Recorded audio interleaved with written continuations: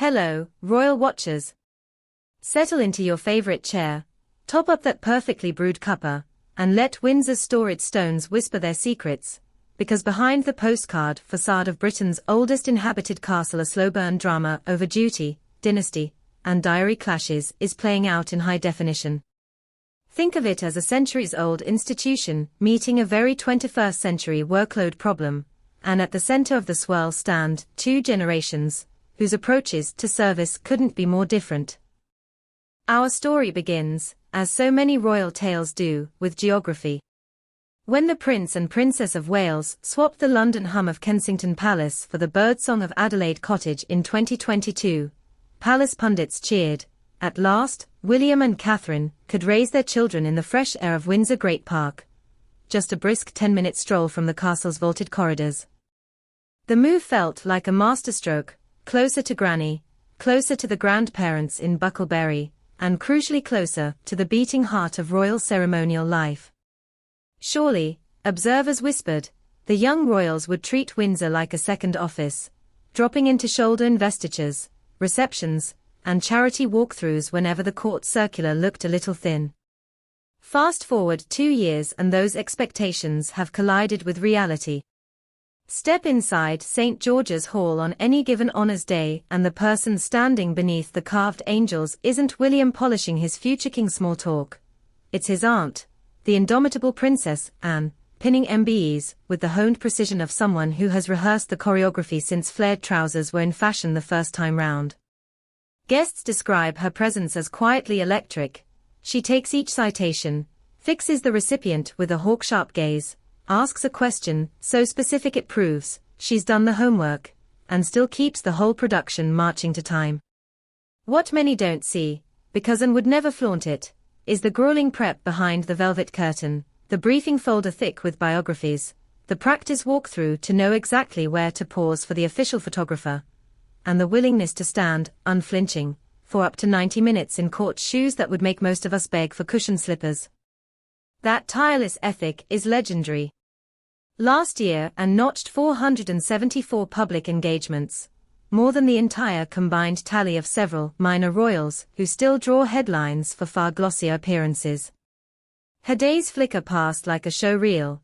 Dawn car rides to open new lifeboat stations in Cornwall, lunchtime keynotes for veterinary science in Edinburgh, evening uniform changes to award long service medals to reservists in Aldershot. The phrase, break between events, is, for her, a motorway service station sandwich eaten en route to the next ribbon cutting. Little wonder Fleet Street christened her, the Royal Duracell, a battery that simply refuses to run flat. So why, ask insiders, isn't still lugging the ceremonial load at Windsor when the heir to the throne sleeps within whistling distance? According to a well-placed source quoted in the Times, frustration is seeping through even her famously stoic veneer. She's still doing most of the investitures at Windsor, even though William lives there. It annoys her. For a woman who has faced down attempted kidnappers, Olympic dressage wipeouts, and decades of press curiosity with barely a flicker, annoy is practically a 4-alarm siren. Supporters of the Princess Royal frame it as simple fairness. Investitures may look glamorous on Instagram, but they are physically and emotionally taxing. One ceremony can involve greeting 60 recipients, memorizing pronunciation quirks from Cornwall to Karachi, and switching conversational gears every 20 seconds. Athlete, astrophysicist, Air Force captain, teenage charity founder. Even the steeliest host needs recovery time, and at 73, Anne's calendar is already a masterclass in efficient stamina. To see the next generation, closer in age to many honorees, available yet underutilized feels, to some palace hands, like leaving the reserves on the bench during extra time. On Team Wales, the counter-argument centers on strategy. William's big-ticket agenda, earthshot climate innovation, homewards homelessness initiatives, mental health campaigning, requires travel, media blitzes, and high-impact summits that chew through calendar real estate with ravenous appetite. Catherine's early childhood advocacy adds its own speaking tours and think tank roundtables. Their defenders argue that if the monarchy is to stay relevant for a digital, cause-driven generation, the heir must front flagship projects with global reach, not necessarily the repetitive cadence of investitures. Besides, they note, the family remains in a delicate dance around Catherine's recent health recovery. Expecting her to leap straight from school gate to medal dais may be unrealistic in the short term. Yet numbers tell a stubborn story. Since the so-called slimmed-down monarchy became Charles III's blueprint, the roster of working royals has shrunk. Harry and Meghan forging independent paths, Andrew sidelined, the Duke and Duchess of Gloucester edging into well-earned partial retirement. Remove any extra capacity, Charles's own cancer treatments, Catherine's recuperation, even Anne's concussion scare last summer, and the risk of gaps widens. Those gaps become headlines, and headlines become polls, and polls, ask any constitutional historian, can shift the winds around even the oldest thrones. Public sentiment is already textured. A YouGov Snap poll this spring found 68% of Britons admire Anne's workload, while only 44% felt confident William was fully ready for imminent kingship duties beyond grand state occasions. Social media adds sting. A viral thread recently mapped the 1.2-mile route between Adelaide Cottage and the Castle Gates, captioned, "Shortest commute in Britain, longest wait for an investiture cameo." Memes spread faster than palace clarifications. Within Windsor's limestone corridors the pressure is practical, not merely reputational. Honours backlogs swell when ceremonies are postponed, military veterans wait extra months for recognition, charity founders juggle travel logistics until a confirmed date lands. Keeping the pipeline flowing isn't just symbolism, it's service delivery. Each slot and fills relieves that bottleneck, but at a cost to her own sustainability, the palace equivalent of one marathon runner pacing the entire relay. William is no slouch. Last year he logged more engagements than Prince Edward and the Duchess of Edinburgh, often focusing on cause-driven partnerships rather than ribbon cuttings. But critics note the mix: fewer bread-and-butter openings, more keynote moments. A former private secretary puts it bluntly, big-picture projects look fantastic on a PowerPoint, yet monarchy longevity relies on granular presence, shaking hands in village halls, not just briefing COP summits. Bridging those worlds will be William's tightrope walk. Behind every scheduling puzzle is the human element. Anne, raised in an era when royal children learned public service by osmosis, long processional routes, stiff car rides, curtsies to granny before bedtime, views duty as reflex. William's childhood included that foundation, but it also involved parents who tried, with mixed results, to grant slices of normalcy, school runs, amusement park days, pizza nights with nannies. His model of modern service marries traditional expectation with brand-savvy relatability. The question is not which style is correct, but how they mesh under one streamlined crown.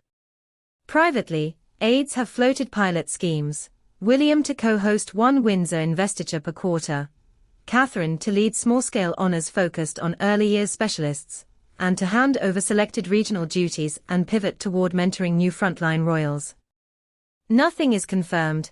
Palace diaries move like tectonic plates, but the mere discussion signals awareness that the workload ledger must balance before weariness becomes crisis. Meanwhile, Anne powers on. At a recent honours day she chatted breezily with a 93-year-old ballet teacher, remembered the name of a champion cob horse from the recipient's hometown, and still found time to joke with the RAF technical sergeant about the ancient wonder of Spitfire engines. Such micromoments, invisible in press write-ups, forge lifelong memories for the honoured and ripple into local headlines celebrating national gratitude. That ripple effect is the unsexy, but indispensable magic dust monarchy sprinkles across community Britain. Will William step into those shoes soon? He has, sources confirm, shadowed several ceremony rehearsals, learning where to stand, when to draw the sword for knighthoods, how to pin damehood insignia without snagging chiffon. The artistry lies not in the act, but in the energy behind it, making each honoree feel like they are the sole reason the crown exists that morning.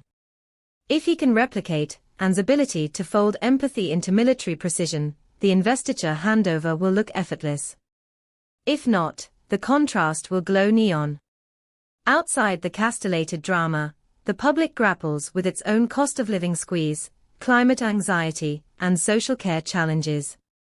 A monarchy perceived to shoulder its fair share of hard yards, rather than outsourcing them to septuagenarian stalwarts, is a monarchy that earns breathing space in national debate. Conversely, if observers sense a gap between speech-making and sweat equity, cynicism festers. That PR reality explains why palace staff measure not just column inches, but sentiment analysis dashboards ticking up or down with every viral TikTok. And let's not forget the fringe benefit factor: George, Charlotte, and Louis absorbing by osmosis the very lessons their father may be tiptoeing around. Imagine young Charlotte watching her father congratulate a women's rugby coach for transforming grassroots sport, Louis marveling at the architecture, while William ushers wheelchair athletes into the Garter throne room.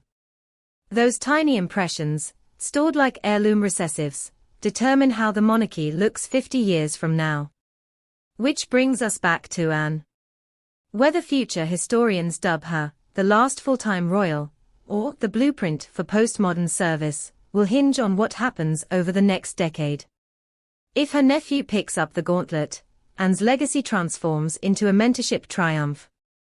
If she remains the lone workhorse until retirement, commentators may frame her career as both heroic and symptomatic of an institution that figured out pageantry 2.0, but struggled with workload 101. So, dear viewers, how do you see it?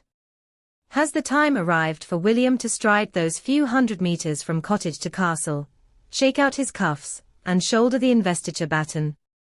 Or should he keep anchoring the monarchy's global impact strategy, and let Anne rule the honor roll a little longer? Tap your verdict below, respectfully, of course, Princess Anne would insist. While you're weighing in, bestow a like upon this video if these behind-the-scenes insights stirred your curiosity, subscribe for more royal revelations, and ring that bell so our next update pings your phone before another honors list queues up. Until then, keep your crowns polished, your critique courteous, and remember, duty may be timeless, but who does it is always up for debate.